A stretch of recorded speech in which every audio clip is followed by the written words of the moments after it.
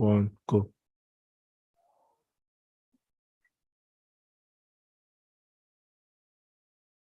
So what may be some, what will be the first for some, it could be the last for others.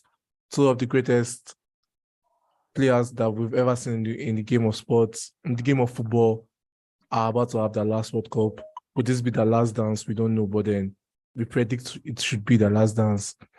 I'm here with GB, and we're here to talk about the World Cup starting tomorrow. But before we go into that, please, if you are new, please like, share, subscribe, and I promise you we're going to give you more good content.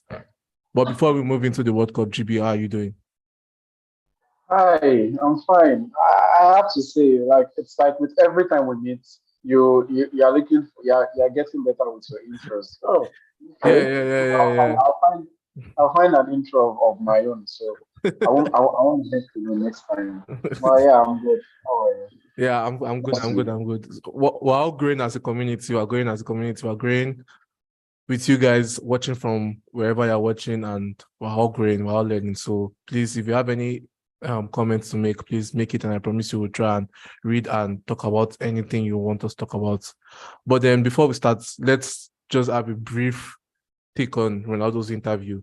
GB, you heard we've all seen the full interview. When you saw the full interview, did it change your perspective of the interview, or is your perspective still the same? Yeah, to be honest, right, like if I would left to me, I would say the interview is like in two parts. So one talks about his personal self, his struggles, his what he's been through, and Yeah. his family is like what Ronaldo, who Ronaldo is, and then the other part is about the club and the issues he has with the club and the manager, and yeah, and what's not. And then to be honest, when it was about his personal self, I felt like yeah, like it's fine for those that we've always seen as the best of the best to have yeah, down times, everybody suffers from issues when life throws different several things at us.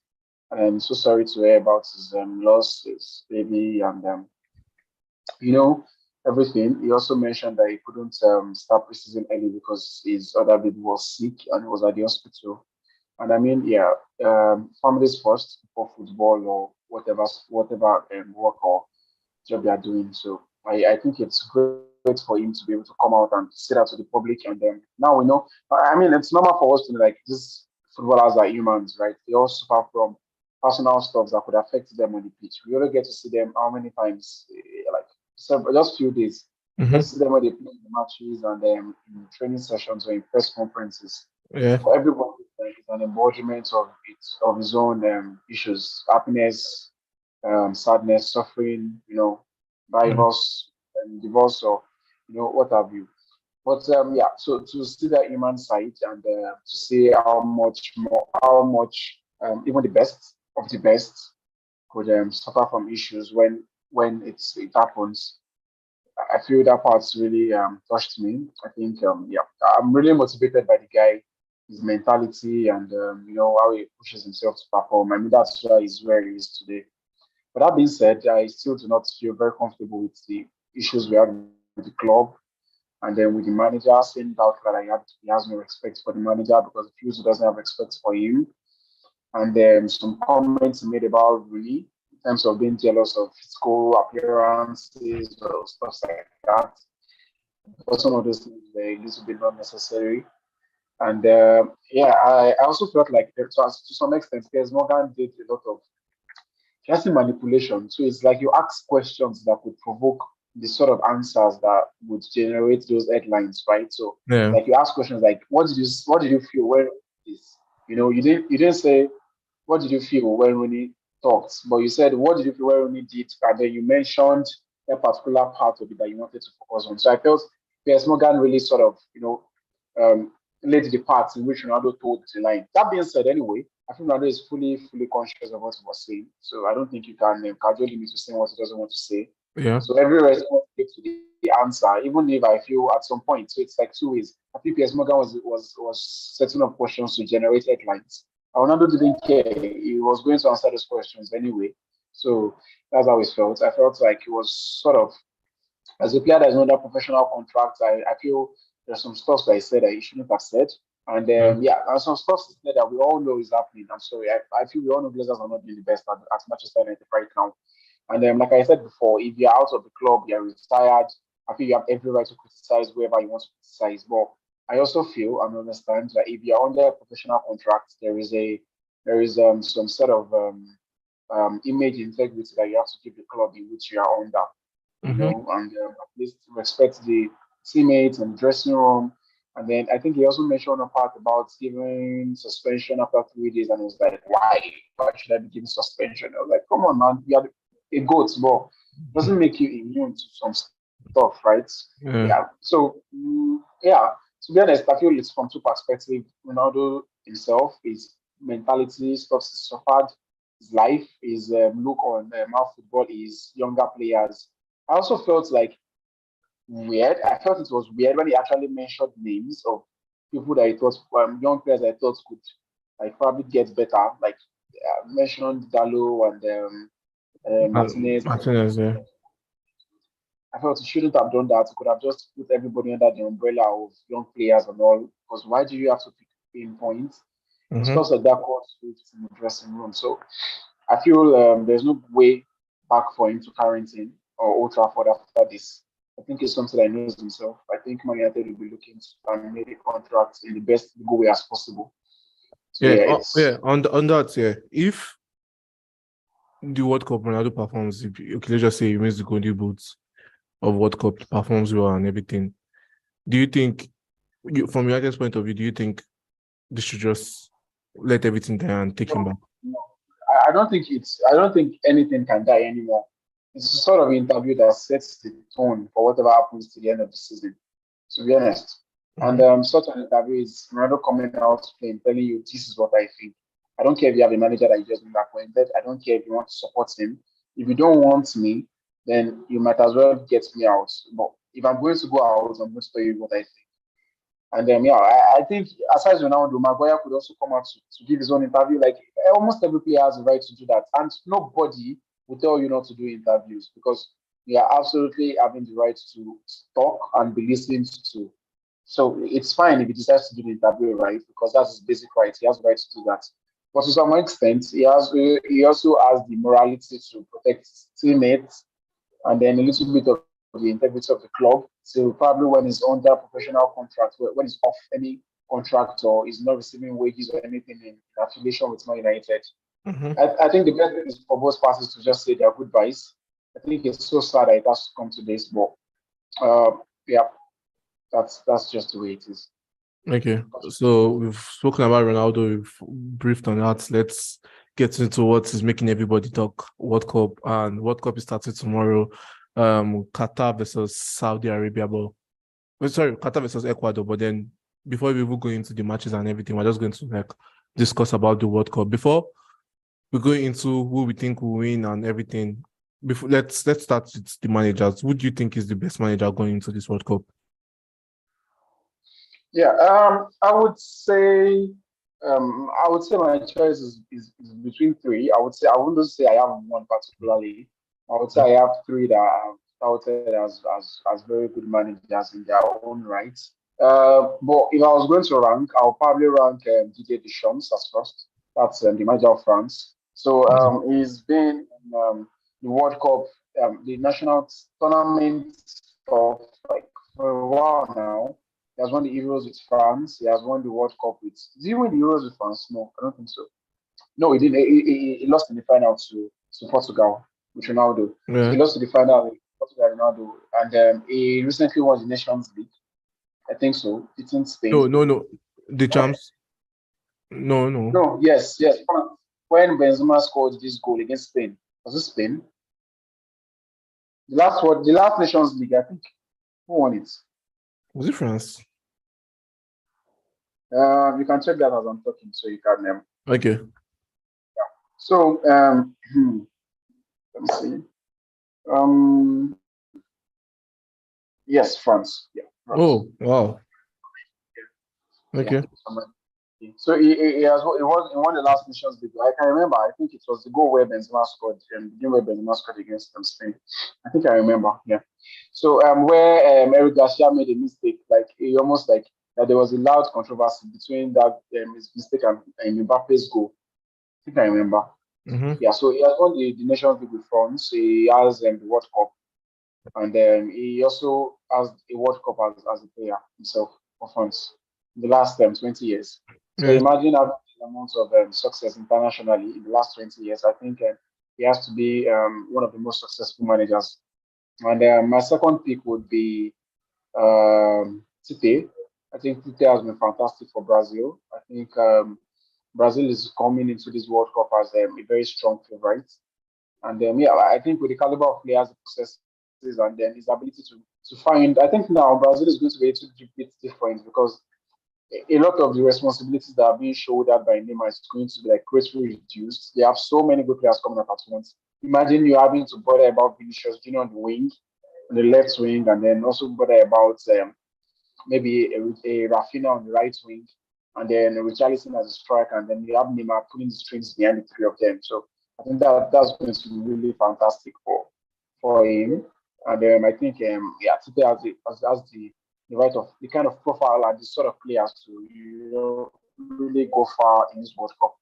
And my third will be Scaloni, which is Argentina's manager, because I think Argentina has played exceptionally well this period. They are about 37 games unbeaten right now, and yeah, so I think yeah, so I think judging from where Argentina was before he picked them up, I don't think Argentina has always performed well in World Cup. I would say 2014 they were at the finals, Yeah. lost to Germany Yeah. 1-0.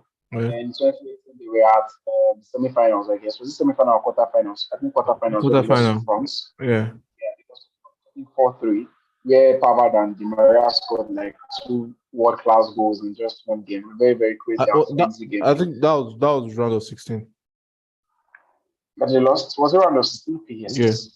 I think it was yeah. So and then they lost to the eventual winners. And then now it's looking like there is Messi has slowed down in pace, but his in-game intelligence is ever so good. And then now he has right in front of him, he has Lautaro Martinez, he has Alvarez, he has Di Maria, that is always performing well for the country.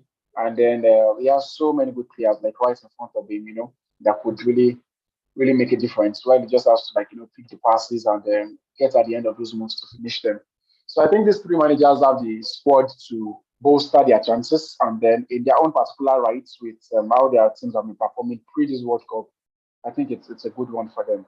And I think I would also give a very good shout out to I've forgotten the name of the US coach now.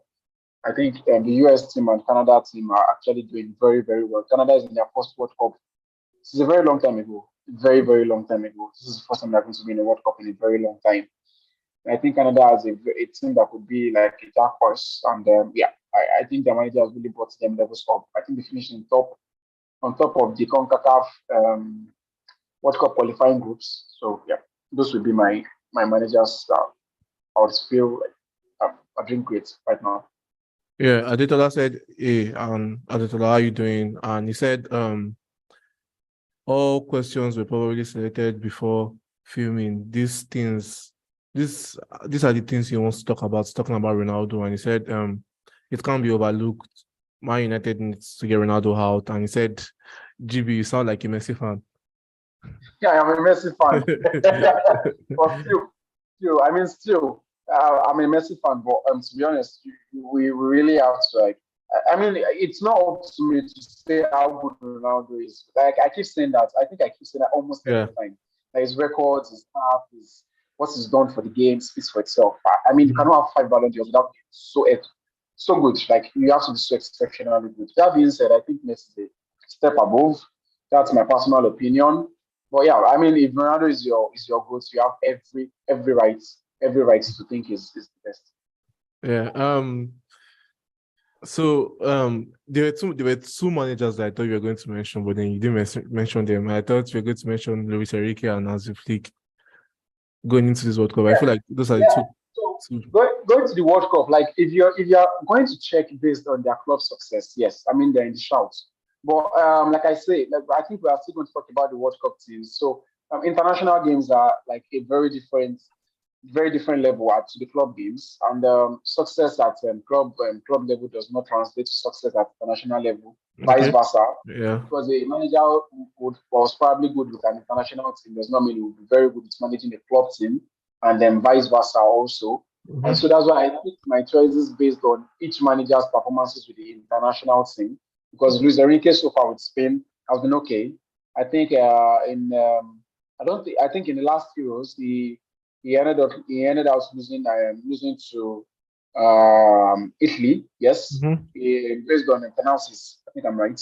Yeah. Yeah. So yeah, with a very young squad, with a very young squad, and yeah, and I also think Hansi Flick hasn't played any international tournament yet, like a very big one, aside Euros. the Euros. I think the Euros was Joachim Low's final competition. I don't think Hansi Flick was at the Euros. Oh That being yeah, said, yeah. yeah. Can you hear me? Yeah, I can hear you. I can hear you. So that being said, I would also give a very good shout out to Senegal's coach, Cisse. I think he has been exceptional for Senegal since he has been there. He won the AFCON with Senegal as a player. I don't know if he won the, but he was part of the team that got to the quarterfinals of the World Cup in 2006. I would say. I think that was 2006 where they played against France. I think they beat France. I think they got to the quarterfinals, the Senegalese team, where they won 1 year or so. I'm not exactly sure of those events, but yes, I think that was one of the best performances by an African team at the World Cup, aside from the Ghana cameo Mm-hmm. with Uruguay. So I think Cisse is also a big shout out for one of my coaches. I think he has really taken Senegal up to a level. He recently won the AFCON and then qualified for the World Cup by defeating Egypt in based on penalties, I guess. Yeah. Okay, so before a lot of people are asking why are we not talking about Nigeria. Um Portugal beats Nigeria first Jerry. What's there to talk about? I mean, they're not going to the World Cup, but do you have anything to say on the Nigeria team now? What can we do to I think it's a friendly, and I think we would have lost to Portugal anyway, whether it's the World Cup or friendlies or whatever. yeah. Yeah, I don't think I have so much to comment on because I feel it's what is going to happen, irrespective. So yeah. Yeah. Adedola said Luis Enrique has not really performed with Spain.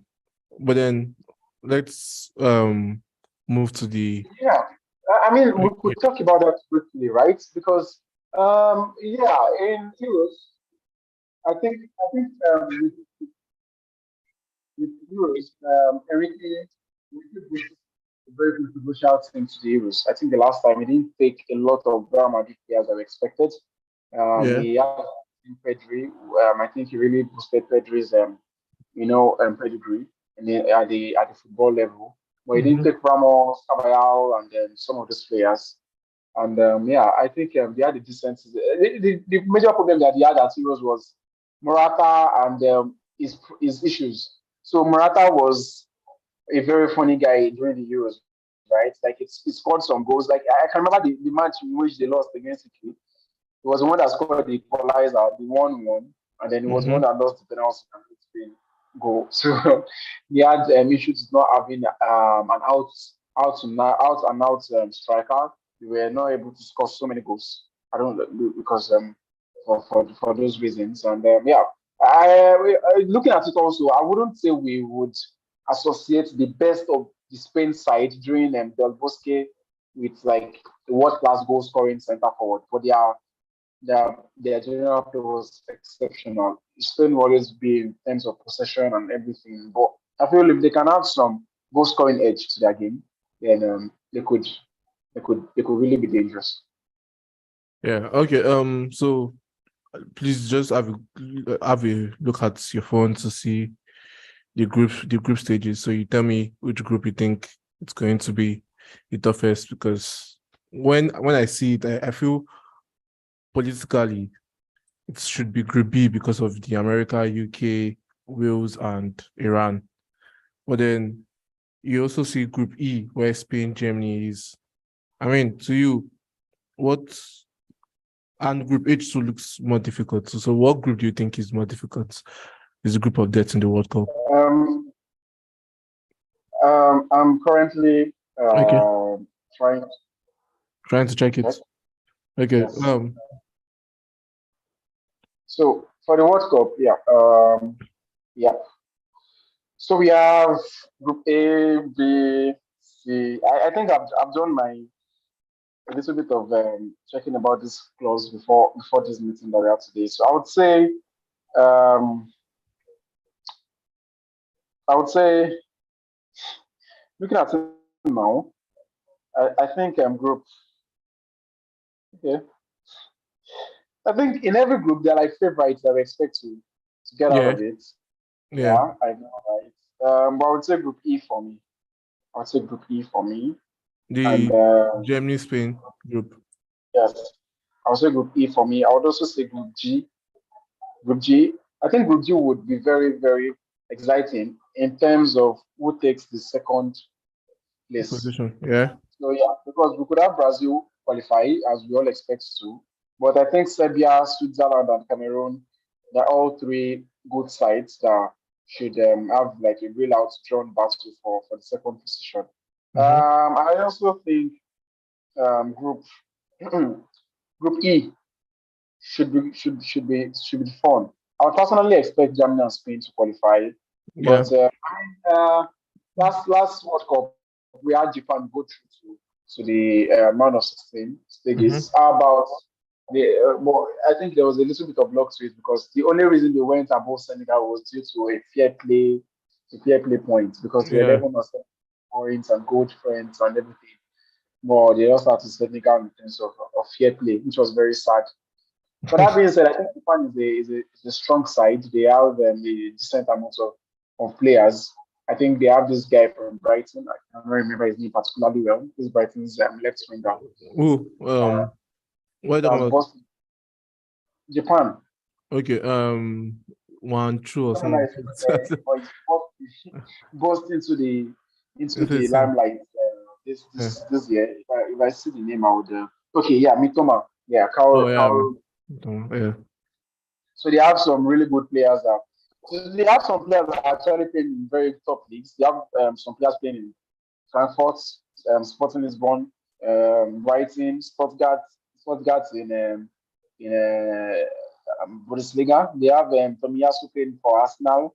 They have one or two guys too. One playing for Borussia Mönchengladbach.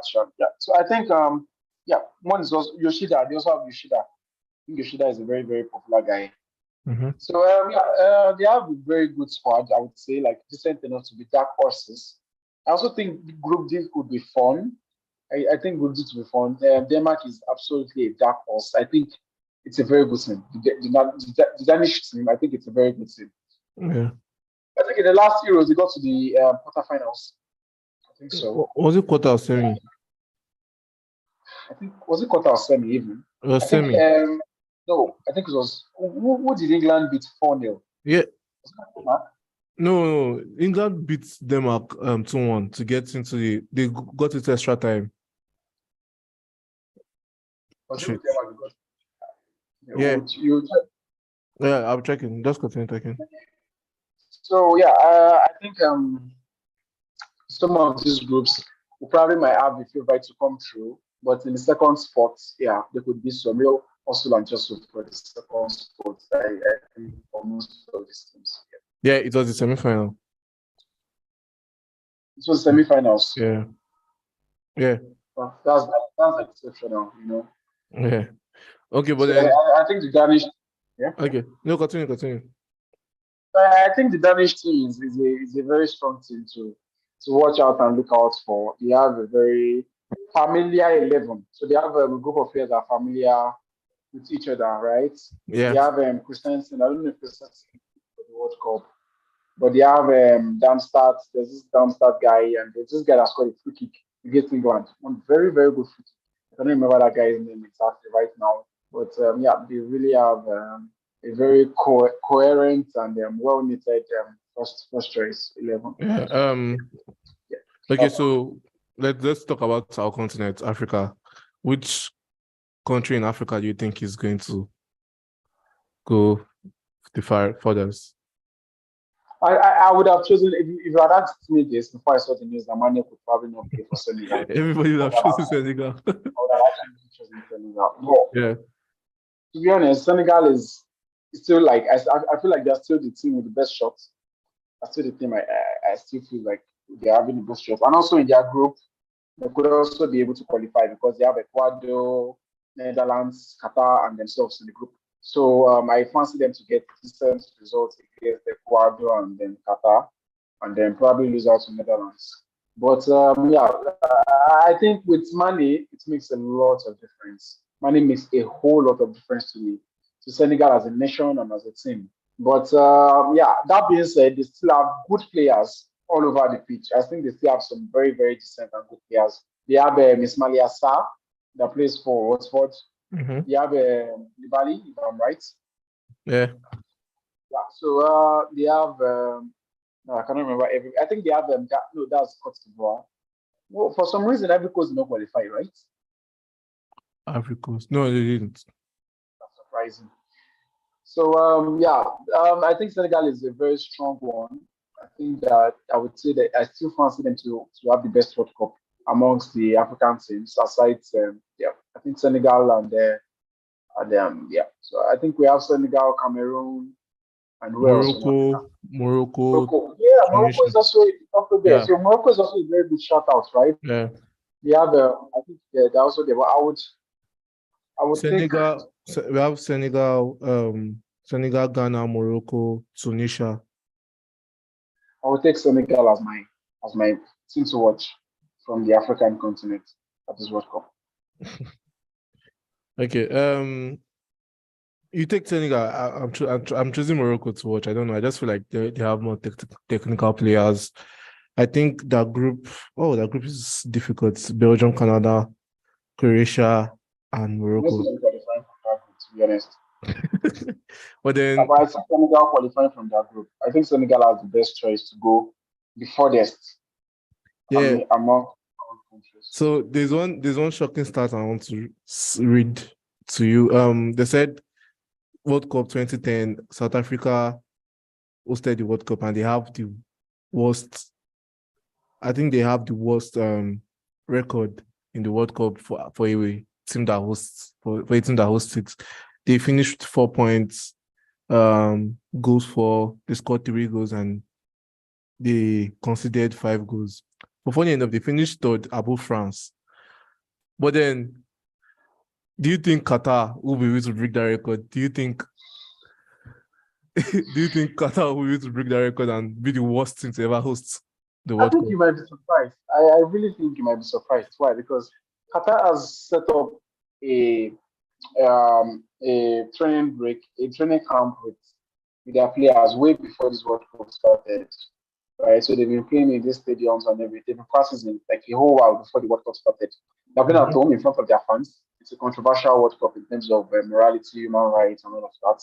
But I think you might be surprised with Qatar. They have a lot of most of their players are playing in Qatar, and they have a lot of familiarity with each other.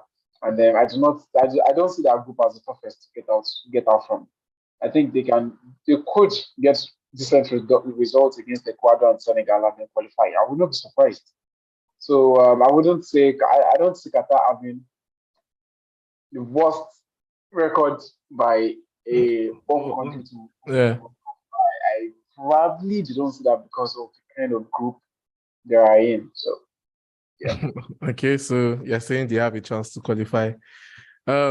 Let's talk about the Netherlands team. Van Gaal has come, made them play the Dutch football way. The ball is always on the ground. They always play possessive football. Where do you think they could reach in this World Cup, and how good has Van Gaal been for?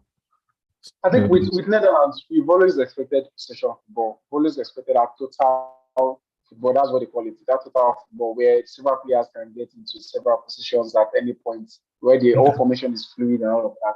But I Yeah. think the Van Gaal we've always known from is from Ajax and Barca days usually have a very strong favor for the 4-3-3 formation.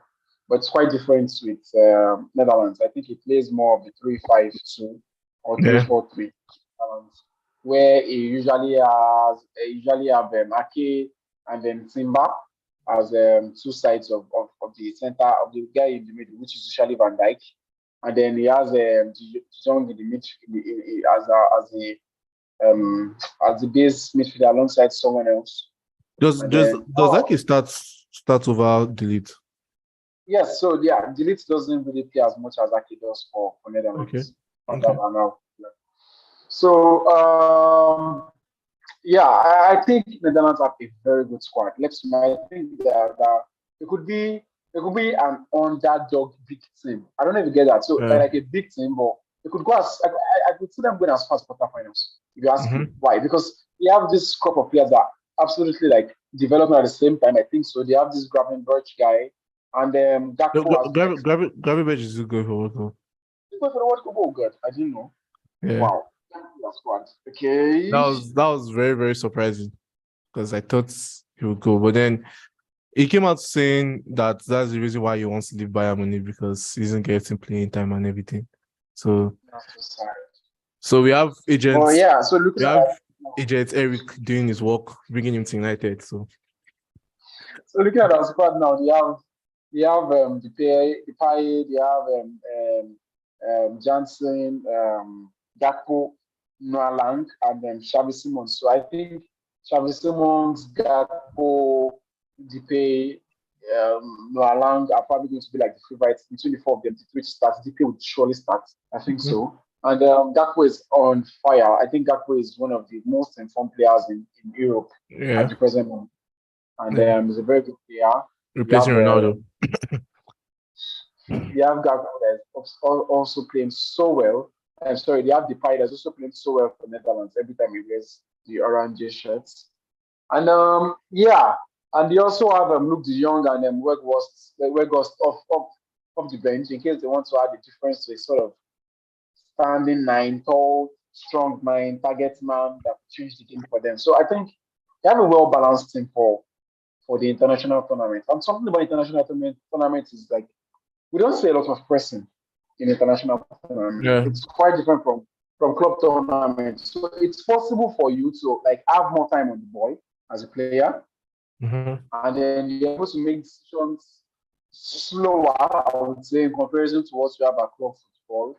And it really pays players like De Jong because when De Jong is having time on the ball to make runs, to pick passes, is absolutely on fire. That's why when you see De Jong for Netherlands, is absolutely class. That's why when you see Pogba for France, it's absolutely class because these are Yeah. midfielders that they have extra time Extra time. coupled with their abilities and their football intelligence to pick those passes and do the right things at the right time. And then yeah, so that's why I really think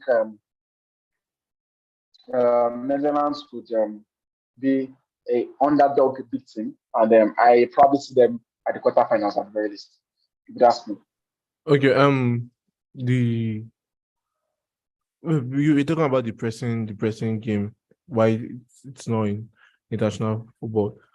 I was going to ask this question before we even started. Do you think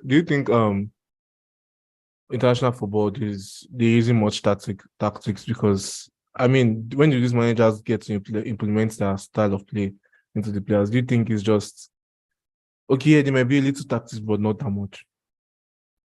There is usually tactics, right? What international football usually requires is you have this group of players that know themselves well. They have like caps together. So when you see a team that is well experienced and they know themselves really well, you might be surprised how well they will perform. I think that was something we saw from Croatia in 2014 World Cup because they had a group of guys that actually knew themselves well. So in that midfield, we had Kovacic, Modric, and then Brozovic. Are you with me? Can you hear me? Yeah, Yeah. we can hear you. And these guys were like quite familiar with themselves, with themselves for a while. Same with fronts. That time they had Pogba, Matuidi, and Conte. So that's why they played a lot of games together. Also, it really helps. It really helps in international football when there is this knitted team, and that's why sometimes you find some of these call-ups where you might not get to see a player that you're expecting to see because these coaches they really want to believe in a crop of players that I feel like they've always shown the rewards for them anytime they speak to them. And there's this sort of streak of consistency to choose those players, even if their form might not be like at the highest in comparison to the others. But you still see them trying to bring in some of those players that they've always had like a large number of caps. So yeah, so in international football it's slower. The game is played at a slower pace, and since because we have those small guys, small teams, with all respect to all countries, we have some of those small countries that would rather sit behind the ball and then soak up pressure and wait for the counter. And then yeah, so with international football, there is tactics, I think. Well, there is also a lot of togetherness, understanding how the group works, the dynamics of the group. Experience very important. I think experience is very very important in international football, and being able to grind out wins. If you ask me, I think Conte would be an exceptional international. I think we saw it with Italy in the 2000 and was that 14 World Cup? Conte with Italy, yes, when they got Yeah, to the yeah. finals, yeah. So I think some of these coaches are able to grind out wins, and you don't get to see high scoring games very often in international tournaments because Yeah. everybody wants to like be more careful. You have to take your chances faster. You have to take your chances faster, and then you don't get surprised when at the World Cup you probably see the Golden Boots winning it with 4 or 5 goals. So that's how it is. Okay. So while saying in Group A, Netherlands to finish top, and you've predicted that the eyes they could finish is quarterfinal. Yeah. Okay. So second in the group, are we saying Senegal? Yeah, I think Senegal will be my choice. I think I would have to wait to see how they perform without money. But if they could gather themselves together and play by the quality that is still left in that team, I think they have enough quality to get out of the group. I think so. Okay. So now let's move to Group B. England, Iran, USA, and Wales. It's coming home. Let's talk about England. Where do you think they can finish, and what should the country's expectation of England be? Now, I don't know if England is going to finish first or second, but I know they are going to qualify. I know they're going to qualify from the group stage. Oh, you don't now, think you don't think they'll finish that? You don't think they'll finish? It's possible for them to finish first. Why?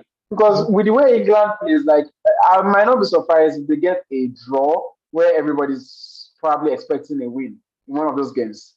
Probably could be against Iran, but I think they would probably beat USA because I think they'll probably beat USA. I think when they play against USA, they should be able to like get more chances. That being said, USA is playing well right now. They have a lot of players that are coming out at the same time. Right before they are hosting of the World Cup in 2026. I think we will get to USA. But left to England, I think England is going to qualify from the group. I think they have enough in them to qualify from the group. And the way Southgate plays is very good to get them out of group stage because they can get a win 1-0, 2-1, a little win.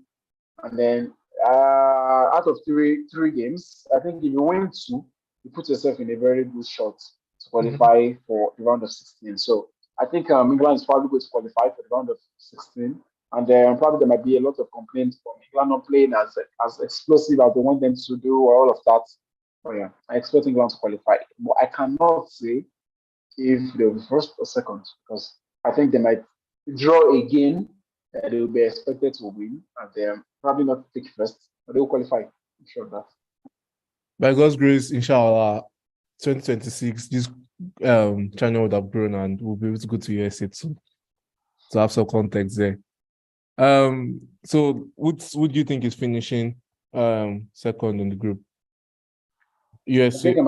Oh, you said you don't think England will either finish. You don't think England will finish first. But then let's just say, who do you think are qualifying from this group? England and who?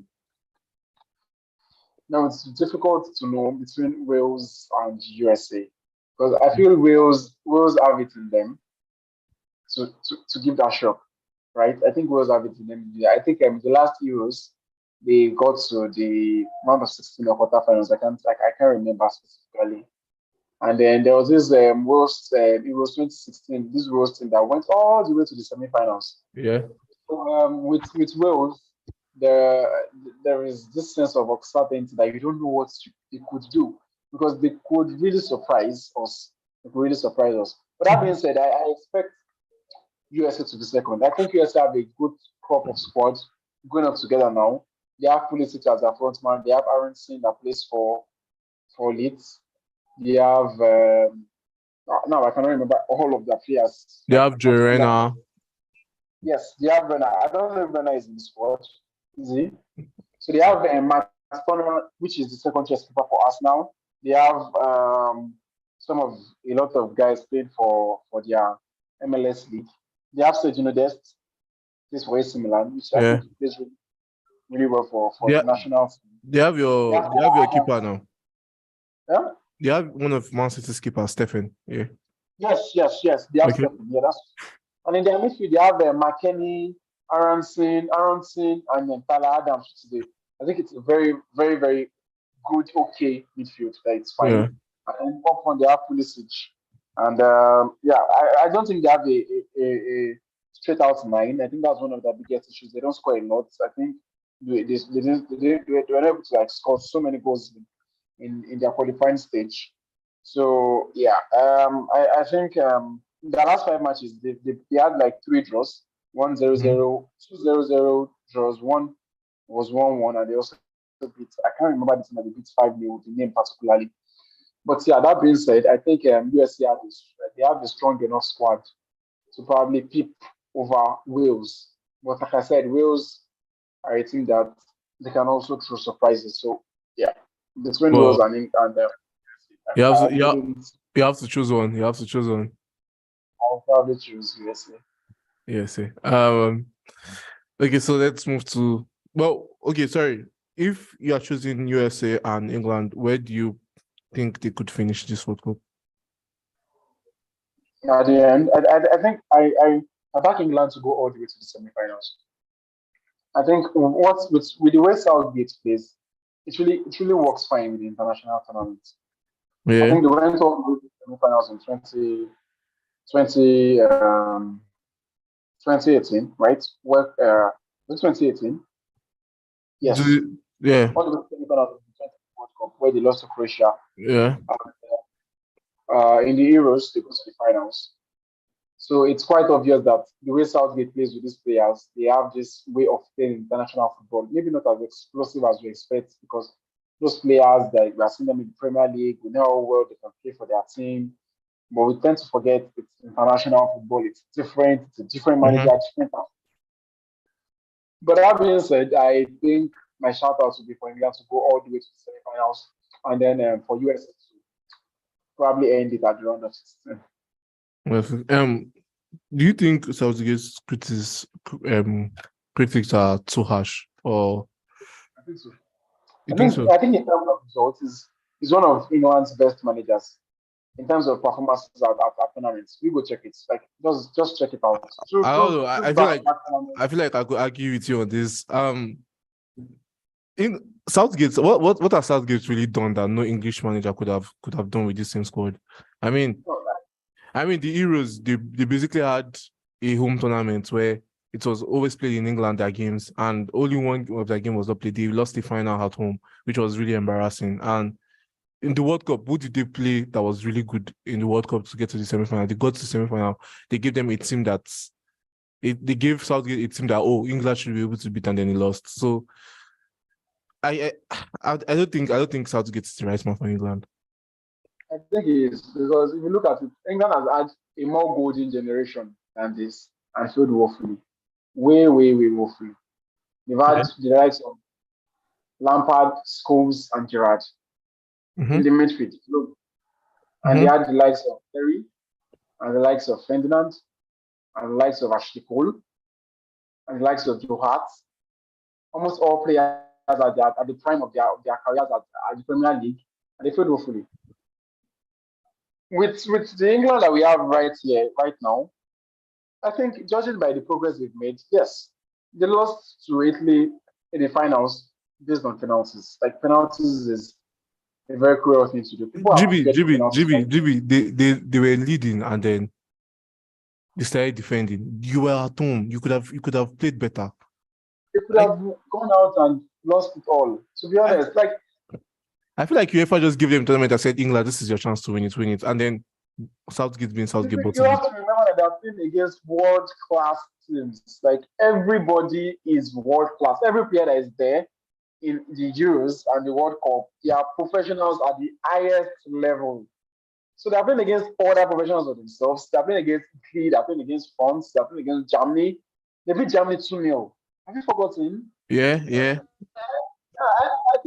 I think the criticisms have been unfair, probably because they expect the crop of players that they have to play better football. And I don't know what the definition of better football is.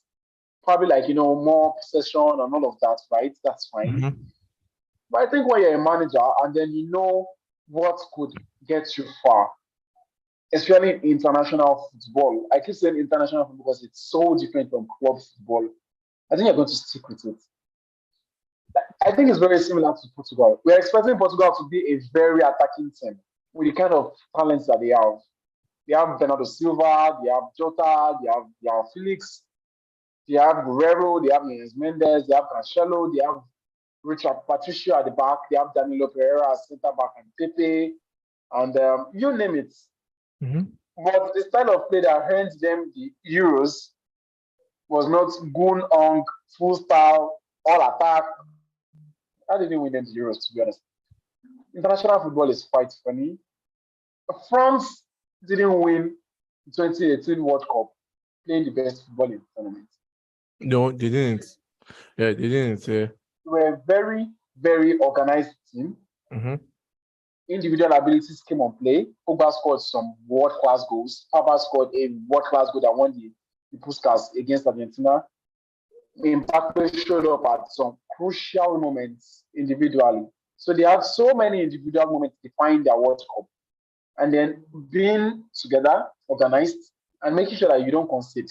To play international football, you could go all the way by winning 1-0. Spain did it in the World Cup of 2010. From Spain's round of 16 up onto the final, they played 1-0. Mm-hmm. All true. Spain did that to having a lot of possession anyway, because Spain is a heavily possessing team. Mm-hmm. But they played 1-0. Because that's how international football is. You could have all the ball and lose. You could have none of the ball and win. And so if you get to find your parts, like what works for your team, and could get to far in this international tournament, you would want to take it. Because you could play as much attractive football as you want and still not win it. I think the last thing I saw myself that played so well and they got to win was Germany 2014. I think they played so well and they got to win. Those are the guys I would probably say that I've seen in a while. Aside from Spain, when they won the World Cup. But they didn't score much. Germany scored much. Germany beat Brazil practically 7-1. They beat a team before that, I think 4-0 or something. And then they had to beat Argentina based on like extra time, injury time winner. Mm-hmm. So that's how international tournaments are, right? So we expect Southgate to play more possessive, heavy football, possession-heavy football, because of the kind of players that we see that he has. And I feel individually in their respective clubs, these players are supposed to be capable of much more than this. That's fine. It's fine for us to criticize that. But we have to be honest, the performances are good. In the 2018 World Cup, we finished as semi-final. In the last World in the 20, we finished as semi-final. In the Euros, we finished as final, lost from penalties. Yes, we know it was at home, and then we expected it's coming home. Why do you think England were able to sing it's coming home after a long time? Because for the first time in a while, they had a chance, like they had a feel like this could actually come home. Like we could actually get into the final of an international tournament and win. You know, that shows how much Southgate has done. I don't know the last time England went to a tournament feeling particularly happy, or when last did England ever get to the semi-finals? I think it's been a while. Yeah, it's been a while, but like, I just feel like they've been giving the teams that they should beat. I mean, that's not a decision that they have to make themselves, right? They have to choose it. I mean, they have to choose it. They still have to Yeah, go ahead and right. yeah, You still have to go ahead and win because yeah, you can lose. I mean, France lost to Switzerland in the Euros yeah. from 3-1 or something to 3-3, and they lost the penalties. Imagine the all France. Who could have believed? So you could have small teams, small countries, all respect to them, and then you're feeling, yeah, we expect you to win, and then you don't win because you're playing against a team that is equally as good as yourself. Like not good in terms of performances, but they are in that competition because you were able to qualify from the rest of from the teams that were in that region, and then probably the first or second. And so Hmm. every opponent you face is to be respected. And so for you to get to that point, for Southgate to be able to bring England to where they are, where England are now able to say, we should play better, we should be doing better. It means it's making you have some belief. You've not, most times England just wins competition, but like, they have all the players in Premier League and they don't do anything. Yeah, But true. now you're saying, now it's bringing, now Southgate has brought some expectation to the England squad. So when you see the England squad, you say, we know you are winning or you are grinding out wins, but we believe we should be able to play better. I mean, that's good. That's something to me. Left to me, I think the criticism is too much. Maybe it could get more better, like, much more out of the players. But yeah, I think in terms of results and performances in tournaments, like going far, I don't think England has so much to complain about. Yeah, okay, so let's move on. You said you feel England should get to the semi-final and yes, a round of 16. Let's move on to Group C: Argentina, Saudi Arabia, Mexico, Poland. I don't know if you saw the video of Roy Keane and Gary Neville analyzing the World Cup, and then Roy Keane was like, Saudi Arabia could be a dark horse in this World Cup. He said because their team, because their fans could just use a car to travel to Qatar and support their team, and then Roy Keane was like, are the fans going to play? And then everybody started laughing and everything, but then Argentina, Saudi Arabia, Mexico, and Poland. I mean, we expect Argentina to top the group. Yeah. So Yes. who are we saying should qualify with them, and where do you think Argentina and the other team we are going to say would finish? So with Poland has not had a very very good run of results recently. They've not had a very good run of results. I think they were not even first while qualifying for the World Cup. I think they were second. And yeah, so, I don't think Poland has so much quality in the squad as a whole. They probably have the best striker, or one of the best, at least I would say, the best striker in terms of scoring goals in the world. I think they have Lewandowski there, but it's very different with international football. You cannot score all the goals yourself, right? You can just score as much as possible. And I think Lewandowski has been very poor at international tournaments, sort of, given the fact that Lewandowski has not scored the World Cup goal before. That's very Wow. funny. That's the truth. And yeah, so I think for Poland to go further than like qualifying, I think they would really want Lewandowski to bring that exceptional world class finishing targets man part of Lewandowski that we see. Because Mm-hmm. Lewandowski in Poland tries to drop the create play for others and all of that. But if you see an amount of efficiency and finishing in terms of Lewandowski in this World Cup, like him getting to score goals, I think that could be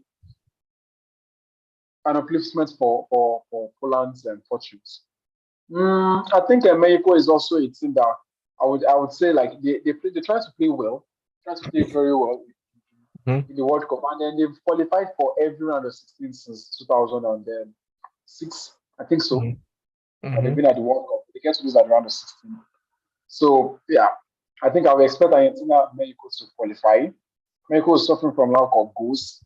It's really suffering from lack of goals. I think Jimenez throughout the World Cup qualifying stage, Jimenez was the highest scorer. He had 3 goals and he threw penalties. So they're not scoring so much at the moment. But yeah, I don't I don't stand with Roy Keane in terms of Saudi Arabia carrying car and all of that. I don't think that chance to qualify out of the group. That means they've also been preparing for the World Cup by gathering their players together and then preparing ahead of time. I think few months before the beginning of this World Cup. So yeah, Mhm. but I think my bets would be Argentina, Mexico, Poland, and Saudi Arabia. Okay, so we know Argentina on one of the favorites to win it. So we're not going to say where they finish at the end of the group this thing. You tell me who you think is going to win it. Let's talk about Mexico. Where do you think Mexico will finish? Can you hear me? Yeah, I can hear you. Yeah, so you said I said we're not going to talk about where Argentina will finish because I mean they're one of the favorites. So when we finish the group stage, you tell me who you think is going to win it and why. And so let's just talk. You said Mexico will finish second. Where do you think they will finish in the World Cup? I think they're going to lose at the round of 16 because that's always been their story. Qualifying from the group stage and lose at the round of 16. They already have. I was listening to a podcast today and they said the term that Mexicans have already given that stuff of qualifying and then losing at the first knockout round. I think that's probably going to happen to them again. I think they would qualify and again lose lose at the round of 16.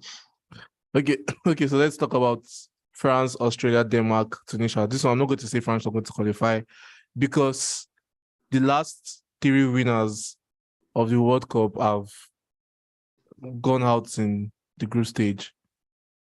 First of all, do you think the curse is going to work for France, or do you think France are going to overcome the curse? I think France are going to overcome the curse. They Why? have so much quality in that squad not to. I don't see Mbappe not scoring 3 goals in the group stage. I don't see Benzema not scoring 2 goals in the group stage. I don't see Griezmann not scoring at least 1 or 2 goals in the group stage.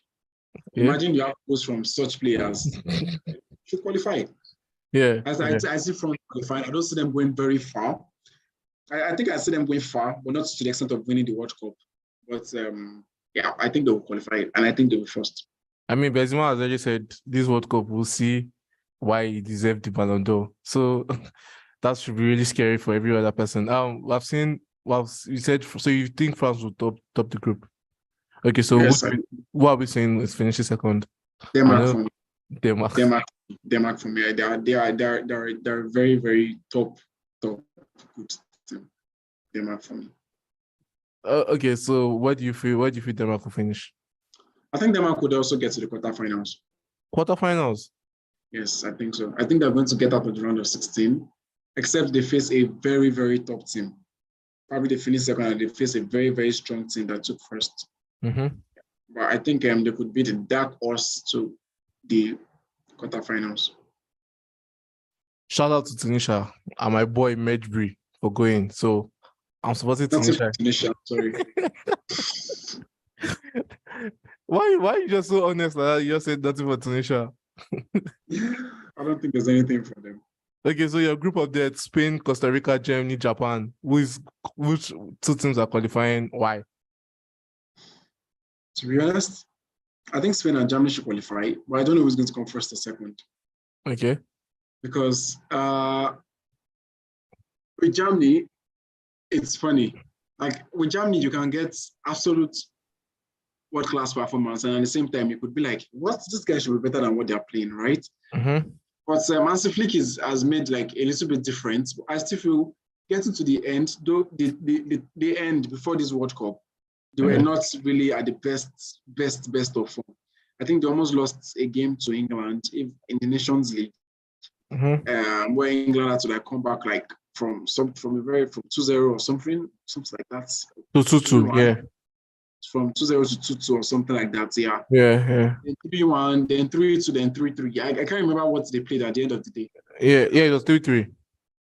3-3, right? Yeah, Germany were in 2-0, England came 3-2, and then Germany scored again. So. Yeah, exactly. So yeah, getting to before the World Cup, I think Germany still has some issues to solve, especially in terms of their 9. So Werner is not going to be going to the World Cup, so I think Moukoko was called to the World Cup. But that being said, Germany still has some top players. They have Havertz, they have Sané, they have Gnabry, they have Musiala, which is a very, very, very top talent to me, like one of the best to me right now. It's like the ISO scorer in Bayern Munich, and in terms of chances and all of that, this season, it's player with the most goals for them in the league. And yeah, so Musiala is an absolutely top player. They have Goretzka, which can be very, very pivotal for Germany. He's a very, very pivotal player. So they have Kimmich, one of the best, like exceptional. So they have Manuel Neuer that doesn't seem to stop aging. Ages like fine wine, gets better almost every time. And so they really have Boateng, they have Schlotterbeck, even though Dortmund has been poor. It's a very good manager. They have Niklas Süle. I don't know if Süle is at the World Cup. But they have Rudiger. They have Rudiger still. Yeah, they have Rudiger, They have a very, very good team. I think they should qualify. But sometimes we expect more from Germany and then we get less. Okay, so Spain? For Spain, I think Spain should qualify if Spain find a way to add goals to their game. I see Spain get to the semi-finals, to be honest. I think one of the biggest issues of Spain is just the goals. Those goals, they just won't come. They play so well, possess the ball so well, try to break down our opponents, but those goals would not come. For some reason, it's so weird. And then when you see those goals come, they come so well, like they play 5-0 or something. And then, so I think if Spain find an edge, an efficiency to their goals, I think they could go far. Okay, so before we continue, Tony Marshall, conference, we're hearing that Karim Benzema have suffered an injury setback in training and is in a major doubt to play in the World Cup for France. So, really, really heartbreak for Benzema, and a little bit good news for United fans and Marshall. But then no, he's not going. But like, Benzema is in. You have Giroud there now. And Giroud is in the squad already. You have to replace Benzema. So, which other striker can they call apart from Tony Marshall? But let's talk about Germany and Spain. So you don't know who is going to finish above who in the group? No, I don't think so. Germany and Spain are part of the favorites to win it. So let's move on to the next group. Let's talk about Belgium, Canada, Morocco, Croatia. The golden generation is coming to an end in Belgium, and they have not won any trophy. This is their last chance, I guess, for them to win a major trophy. What do you think went wrong with Belgium from when? I don't think anything went wrong with Belgium. I think people are sort of putting a lot of expectations on them. Belgium is a very small country. Very, very small. I don't think Belgium is as big as probably 1/3 of England even. It's a very small country. Yeah. Then for them to have this amount of good players coming out at the time is so rare. So that's why the word golden generation was based on the kind of players that they have coming out at the same amount, like at the same time. Yes, that's true. I mean, if you look at their performances at the last tournament, it's been good. They've been beaten out by teams that eventually went on to win. So they've not lost to, let's say, an unexpected set, and we're like, wow, how did Belgium get to lose to these guys? They've lost to the eventual winners. So we just have to remember, and I keep saying this, that every team in a tournament is there because they're good enough to be there. And so if you lose, it's because you can lose to them. That's why they're there, right? If you are not, if you are going to beat everybody, you won't be in the competition. Yeah. In terms of golden generation, maybe slightly we're expecting more because of the caliber of players that they have. But I think Belgium won't complain. I mean, it's a small country. They've done well for themselves. They're like, they were first on the FIFA rankings for quite a while. I don't know if they're still first now. I think they would probably not win it again. Yeah. But I expect them to go some distance. Because, they have De Bruyne, which is playing like in terms of I don't know, I think he's one of like the greatest midfielders of all time left to me. They have Tielemans that is also in good form coming from Leicester at the back end of the season. Lukaku is not fit, but a fit Lukaku in the Belgian side is dangerous because it scores so much for Belgium. Hazard, I don't know. I can't say. I've not seen enough of Hazard. Too many injuries and setbacks in recent season, so I cannot vouch for him. But I think he's going to start because he's the captain, so that's fine. And then I think one of their biggest issues could probably be the back line. But I think a lot of mess is made out of the back line. except they play teams that are very fast attackers. They play a fellow big country like themselves. So I think that's when they get to suffer. When they play against teams that they're expected to win, I think Belgium really does the job. Like they get to win really well. They play against a France with Dembele and Mbappe and all of that, they could really suffer. But they get to face teams that are ready to stay behind the ball and let Belgium have possession without having too many fast forwards to think of. I think Belgium should go a long way. Okay, so Canada, Morocco, Croatia. Why are you choosing to finish with Belgium? I think it's going to be very, very dicey. I think Russia is very good, but at the same time, I really do not want to write off Canada because like they really played well in the qualifying stages. Now I don't know if because of experience, I'm going to give this Croatia because of experience. Because Croatia has a lot of well-capped players. They have Perisic to Modric to Brozovic, and each of all of their players. You're talking about Belgium. You're talking about Canada and Croatia. You're talking about Morocco. No, I don't think Morocco is going to go anywhere out of that group. Seriously? Wow. Yes. Okay, continue. I don't think Morocco is going to go anywhere out of that group. They recently just brought back Ziyech Chappelle. Yeah. I don't think they're going to go to anywhere. I don't think they're going to go far. I think my major focus is on Croatia and Canada. Croatia has not been scoring so many goals in the qualifying stages. Their highest goal scorer was Modric and I think two other players, each of them with 3 goals each. I think like midfielders even. And so you've not been scoring much. But I mean, in international tournaments, you don't see 3-0, 4-0, 5-0 like it's 1-0, 2-1, 1-1, you know. Yeah. So yeah, based on that and based on the experience that Croatia possess and how good their midfield is, and then the amount of time these players have played with each other, they know each other exceptionally well. They got so far, much expected in the World Cup. I think there was a little bit of overperformance at the World Cup. They played like 2 or 3 extra time and then won like 2 penalty shootouts. So I don't think that can happen like that again. Mm-hmm. He said, I would fancy Russia to qualify out of the group and Canada to be 3rd, while Morocco last. Okay, but like, so where do you feel Belgium and Canada and Croatia are finishing? I mean, we don't think they are title. They are. I think Croatia is going to get out at the round of 16 and at the best performance quarterfinals. And I think Belgium could go as far as semi-finals or first quarterfinals. I wouldn't even be surprised if I get to see them at the finals. That's possible. I think whatever happens with Belgium depends on who they face. Yes, I think so. Okay, so Group G, Brazil, Serbia, Switzerland, Cameroon. We're giving Brazil free tickets, and we're not going to talk about them because we're going to talk about who we think is going to win it. Serbia, Switzerland, and Cameroon. Who do you think is? I think Switzerland edges this for me. Switzerland edges it out for me. I think Switzerland have a very good crop of players. They have Embolo, Bril Embolo, very exceptional guy. Plays for I think he used to play for Gladbach. I don't know if he's still there. They have Bril Embolo. They have Xhaka, very good form for Arsenal before this World Cup. Mm-hmm. They have Shaqiri. We've not had much of Shaqiri. I think Shaqiri has been at I don't know where he is right now, but he's always exceptional for the Swiss national team. And then they have their keeper, Tim Krul, right? Don't know their keeper.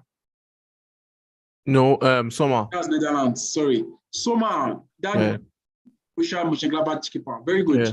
Sometimes this is Bayern Munich like this. He's always happy, always making 11 saves and whatnot. They have Sommer, and I think we saw from the last Euros how they could be deceptive in beating big teams. I mean, they got the victory over France. Nobody was expecting that. Mm-hmm. So Switzerland could, I see Switzerland qualifying out of the group alongside Brazil. I mean, Serbia too, they're a good team. I mean, they have Vlahovic, Milakosavic, Tadic. They're a good team.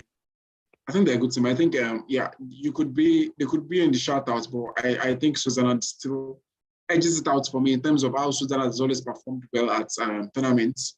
At least for the few times I've seen them, they perform really well at tournaments. They get to go on to the round of 16 at the very least. Mm-hmm.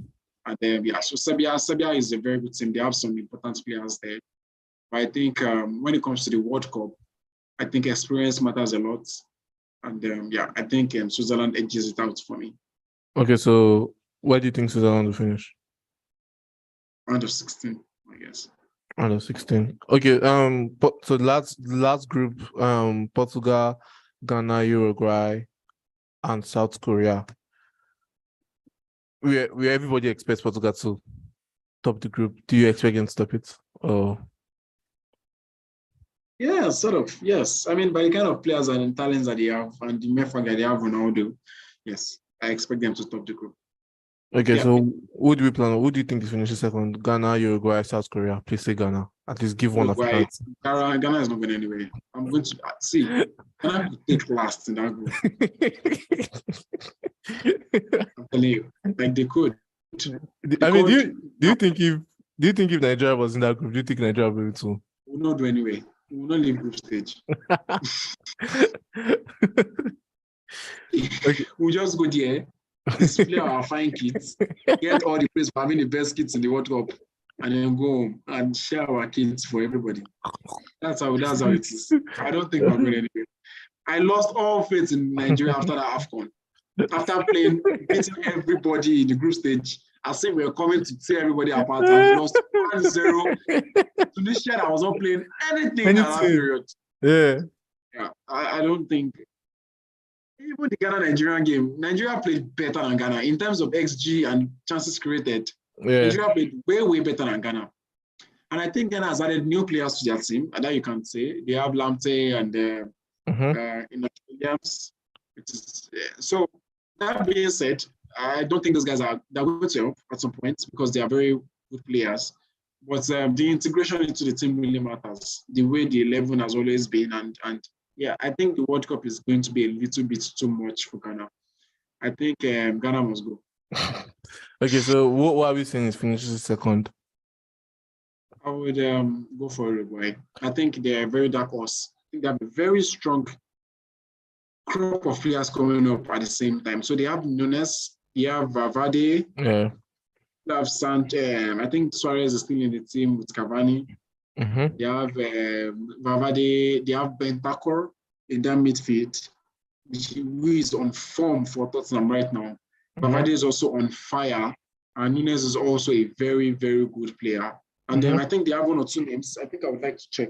They have one or two names too that I've not mentioned so far, because I think, yeah, they have. Also have, they have and they have the backup defender, that Araro guy. Yeah, he's injured right now. So okay. I can hear you. Can you hear me? Yeah, I can hear you.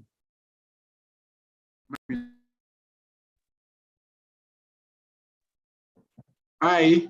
I can hear you, GB. We can hear you. Can you hear me now? Yeah, we can hear you. You can hear me? Yes, we've been hearing you since. I can't, but that's crazy. How about now? Say something. Can you hear me? Yes. Okay. So as I was saying, they have Bentancur, they have Avade, they have Pelestri, this young Man United guy. They have this Arrascaeta from Flamengo. So they are forward line. They have Suarez, Cavani, Nunes, and I think they have a decent amount of players in that squad. So where do you think they finish? I think they might end up getting to the quarterfinals. I see them as a dark horse. Okay. So let's talk about, before we go to who we think is going to win, let's talk about who do we think is going to win. Before we talk about who we think is going to win the Goody Boot, let's talk about let's mention 5 players that we think we should watch out for in this World Cup. Yeah, I think we should watch out for Gakpo. I think it could go ahead and have a very, very good World Cup with Netherlands. I think we should also watch out for Martinez in Argentina. He has been playing well for Argentina, like so well. And I think it could also. Which Martinez? Okay, okay. Martinez, not the one you're thinking. It could go ahead and have a very a very, very good World Cup too. I think we should also watch out for Jonathan David from Canada. He's a very good striker. He's scoring very well in the Ligue 1 this season. And then I think depending on how well Canada plays, it could. No, but I want to watch out for. Doesn't mean like he might get to have 4 goals or 5 goals. Yeah. We just players that like this is a new guy that could absolutely come to burst out on this scene. Yeah, and I think let me see. For Spain, I think we've always known. I think Musiala could have an absolute fantastic World Cup. I think Musiala. I think Bellingham too. I think Bellingham could have fantastic World Cup. I won't say Bellingham. I don't think he's going to play so much matches in the England midfield and score goals like he does for all. I don't think it's going to be as free as that. But I think Musiala is a very good one for me. And now I have to think of one more person. I don't know. I think those will probably be my shouts. Yes, yeah. For me. Okay. Yeah. Okay. So let's talk about Ronaldo and Messi. Who this is their last dance. Let's just say this is their last World Cup. We're not going to say who you think should watch out for because Ronaldo has their fans, Messi has their fans, but let's just say that World Cup. How do you think that World Cup would go? How do you think it will play out? And who do you think will perform better, and who do you think will have? Okay, I think Messi is going to have like a very good World Cup. To be honest, like forgetting Messi, Ronaldo, I think going into the World Cup, Messi is in one of world class form of his life so well right now. To be honest, like and Argentina themselves now, you have to consider Messi. Even when Argentina was not good, Messi still turns out for them. I think he was the best player at the world. He won the Golden Ball for 2014 World Cup. I think so. Yes. It was Madrid. It was Madrid. That's 2018. Oh, sorry. 2014. Yeah. 2014 was the one. Yeah, it was the one. He broke the record for most man of the match performer. Most man of the match award. I think he could play so well for Argentina because Argentina is also in a very good position, and he also has some players that are ready to die for him. Like you have to say, there's this guy. You would know him. What's this guy? He plays for Atletico Madrid now. De Paul. That guy is almost like a body part. He's ready to die for him. Even Martinez, even Emi Martinez, they are some Villa keeper. Yeah. Like almost all of them are like want to give him everything, and it was very obvious during the Copa America that they won. Mm-hmm. And then I think Argentina is playing well, and then Messi is coming to this tournament with one of his best form. Mm-hmm. I also think Ronaldo is going to perform well. I think Ronaldo is used to proving people wrong. I think that's what his career has been. I mean, he said it in the interview. I'm going to have a good World Cup. So I think he's going to play well. Mm-hmm. But to some extent, I think there might be a little bit less of dependence on Ronaldo at this World Cup. Maybe, I'm not sure. Yeah. I think it really depends on how well Portugal are able to play, like number of goals that they score. Maybe at some point they're like, okay, we really need to stop feeding everything to him. We have to find solutions to ourselves. But that could determine, that could be, if Ronaldo scores, then you have to feed him because he's going to give you the goals. Like we all know that. Yeah, so, I think one major this I think I should ask you this. Do you think the fact that he already knows that he's leaving Manchester United, do you think he feels like this is time to prove himself so you can get a good club to want him? Or do you think whether Ronaldo is playing for kindergartens, right? The kind of mentality that has gotten that guy to this stage is always ready to prove everything, right? Like he's always there. Mm-hmm. He's not my favorite person, I know. Like, but you really have to appreciate this guy's mentality, to be honest. And so I think whether he is going to leave United or he's not going to leave United or it's his last one, he's going to give you what Ronaldo will give you. That's 100%.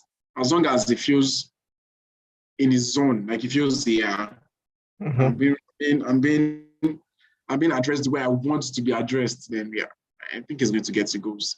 Well, what is the most important thing is how will the goals help the team, right? And he has always helped Portugal. Always. His goals have always helped Portugal. So let's hope like that's a repeat of what gets to happen.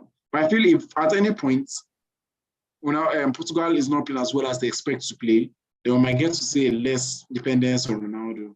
They get to see Rafael Leao and this guy is trying to find solutions for themselves. But I think Ronaldo is going to play fine. I think so. Okay. So let's move on. The Golden Boots. Harry Kane won it last year. Could he win it this year again, or which person are you? Now would probably be between Neymar and Messi, and my first choice would be Neymar. I think Neymar could be the one to win the Golden Boots. To be honest, because Haaland is not in the World Cup. No, because Neymar, because it's like before. Now it's like before when Brazil did not have enough players for people to worry about in the front. So it's mostly Neymar, everything happening, like good, bad, like dribbling, everything is Neymar, passing everything, Neymar. When I imagine you have Vinicius Junior at the wing, that guy alone is a problem for all of you. Like just Vinicius, dealing with Vinicius alone. Yeah. The speed is dribbling. You have Rafinha at the other side. You have Richarlison with his antics and his wala and everything. You have Jesus that could play. Now you now have Neymar at the back of all of them, getting into positions to finish all those moves and create chances himself. And then in their group stage, they are facing who's that person? Serbia. They're facing Serbia. I think Brazil is going to have like a 5-0 one of the games. That World Cup, to be honest. Same with Argentina. That's why I said Messi or Neymar, because I think Messi against Saudi Arabia or one of those low teams or Martinez could make him grab as many goals as possible, like 2 or 3 goals, and then you can win a World Cup with like 5 goals. Golden Boots. So yeah, that's why. But that being said, Harry Kane is a very strong shout out because I think any goal that is probably going to come through England will find a way through Harry Kane some way. Yeah. But my highest scorer shout out would be Neymar or Messi. Neymar. Okay, so we've spoken about all the teams, we've spoken about all the groups. So we got down to Argentina, France, England, Spain, Germany, Brazil, and Portugal. Out of these 6 teams, who are we saying is winning the before we go to who is winning the World Cup, who are you supporting this World Cup? You're supporting Argentina? Yes, no. Oh, I was thinking because you don't have any. I don't think there's any Man City player in Argentina. So I was thinking, oh, you have another person. Alvarez. Our boy is there now, Alvarez. Oh yeah, Alvarez is there. Oh. Well, so I'm supporting England as always. I know supporting England. You don't even have to stress yourself. Well, is it that predictable that I'm supporting England? It's predictable. Everybody knows to support England. Harry Kane, yeah. Okay, so you're supporting Argentina, but then let's talk about those 6 teams. Who do you think is winning the World Cup and why?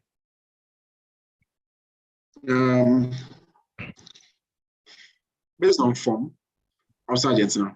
I think they are the most informed team right now. Yeah. They have a very good squad of players that have just won the Copa America. They also beat Italy in the finalissimo final. Beat Italy like 3-0. And they've had very good results. They've not lost in 37 games. I mean, that's something we can say. When Italy was coming into the Euros, they were on an unbeaten run to like that. Yeah. They were winning like 30 games or something before coming into Euros, and then they won the Euros like that too, you know? I think that could really play a pivotal role coming into the World Cup, especially when you don't have so many like the World Cup is so different now, so many days ahead. Form really matters, how you've been playing well. The team that knows themselves are really going to have a very good time. Yeah, so my shout out to probably be Argentina. I think closely followed by Brazil. I think Brazil has the squad and everything, the coach, the squad, the players, everything is like set up for them to win. But that's how it is almost every year. Every year it's almost like Brazil is always the yeah. So that's the only reason why I feel okay, maybe Argentina this time. But every World Cup, Brazil, because Brazil is the best team in terms of in the World Cup history, like the best. Mm-hmm. And so that's why Brazil is there. But from looking at the Europe side, so those are like South American teams. Yeah. Looking at the Europe side, I would say Spain. Sorry, I don't know how I'm going to rank them. I'm going to choose England, Spain. Now, I don't know between France and Portugal. So yeah, England for me. I think England is going to go as far as the semifinals. Yeah. I think so. Mm-hmm. Spain, if you're able to sort out our goal scoring issues, only if, because Spain is going to play well, play with the ball, win, shown everything, but they don't get to score. But if they sort out our scoring issues with the amount of possession, power, and playing style that they have, they could. Then Portugal and France, yeah. I'm really, really doubtful of that front midfield, to be honest. I feel they don't know each other too well, to be honest. I feel that could be an issue. But I think Ronaldo plus... I think Ronaldo is going to play well, but Portugal really, really, really needs another player to light it up. Like aside from Ronaldo, like if they can get one more player to light it up in terms of goals, aside Ronaldo, oh yeah, Portugal is there. Yeah, I think so. Okay, so you've heard it here. Me, I think Brazil are going to win. I think Brazil is going to win it. And I think I want England to win it, but I don't want Brazil to win it. I don't know. I don't want Brazil. I don't want Portugal. I don't want Argentina to win it.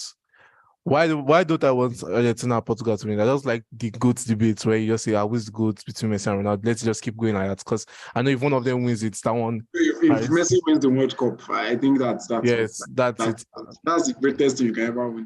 Yeah, and if Ronaldo wins it, so that's it for Ronaldo fans. So like I like the debates. Why I don't want Brazil to win it? Because I don't know, for some reason I still have this bias towards Hazard, and the Hazard this thing was always there, and I'm like Hazard could just come back after this World Cup and then show everybody that he's still player. So I don't want Neymar to win it. I know to you it's done, it's finished, but then I still have this little faith on Hazard. Hazard, guys, like to be honest. I still have this little faith on Hazard, but then thank you for coming. And before we go, I was going to ask you, do you think World Cup is the best tournament in football? And if you have to rank it outside football, do you think it's the best?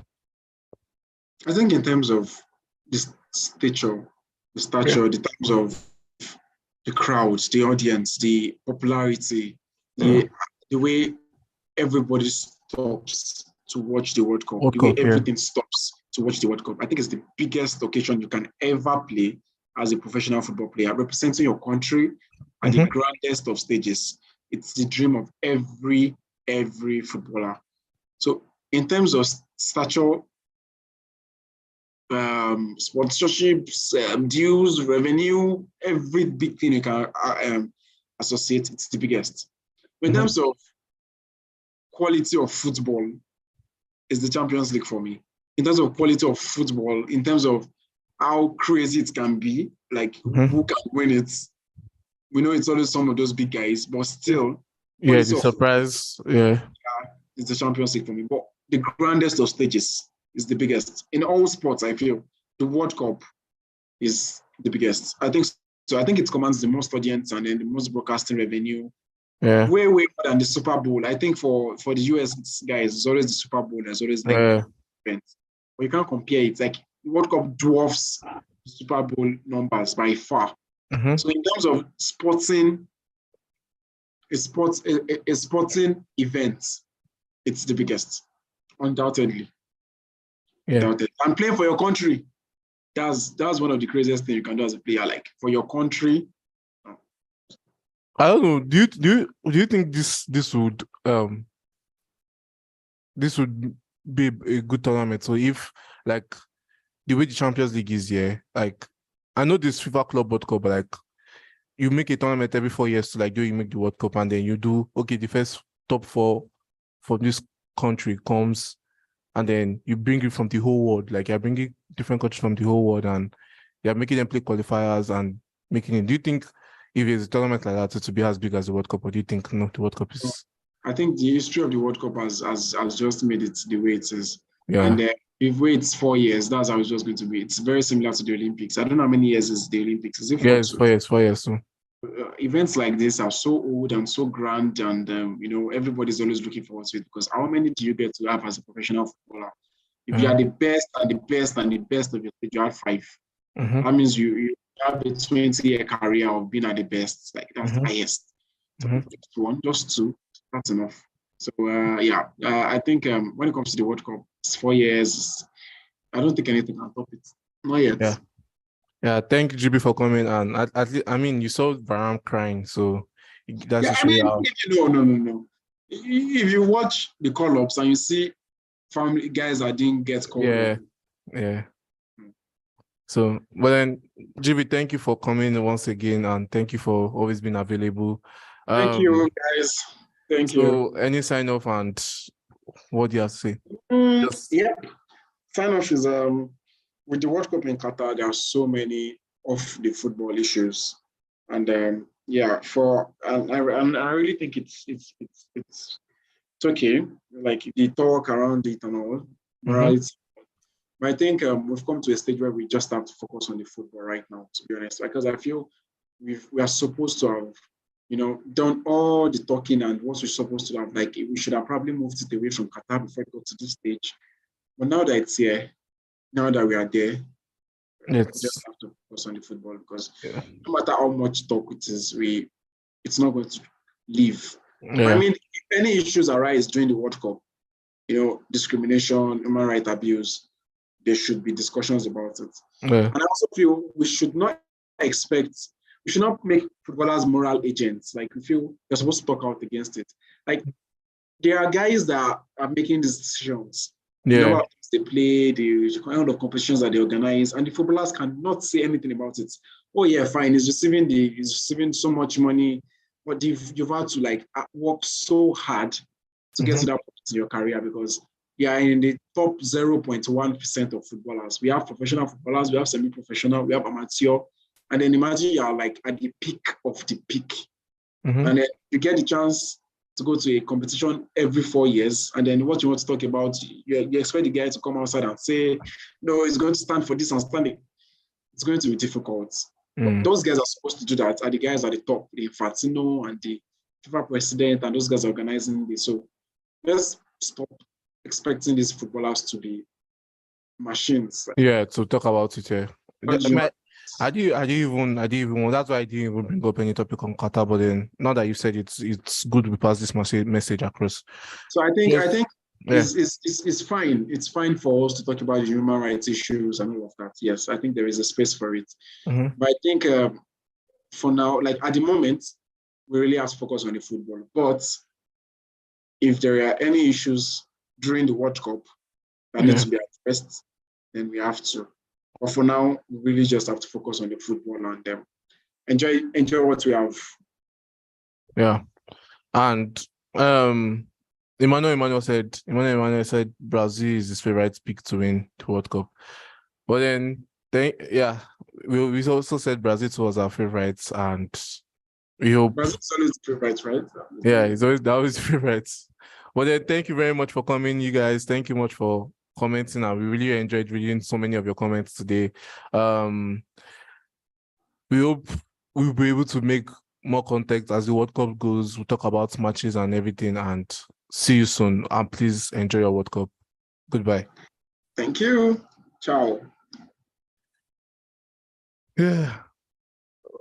Oh, GB, thank you. Thank you for coming. Sure.